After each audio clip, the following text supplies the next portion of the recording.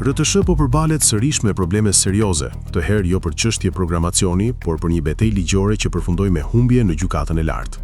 Gjithçka nisi kur RTS anuloi një tender për një platformë OTT. Kompania MC Networking nuk u tërhoq dhe e çoi çështjen në gjykatë, duke fituar fillimisht në apel. RTS tentoi ta çonte më tej në instancën më të lartë, por rekursi i saj u rrëzua përfundimisht.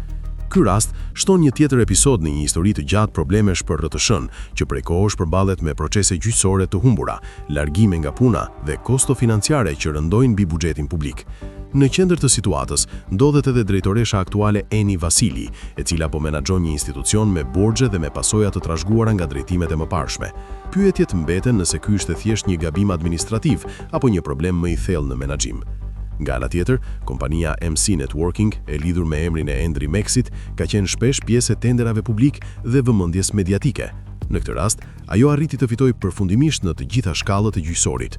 Ky zhvillim përforcon perceptimin se përballjet ligjore në Shqipëri shpesh përfundojnë me kosto të larta për institucionet publike, ndërsa vendimet finale nuk lënë vend për interpretim. Këtë herë, RTS doli humbse.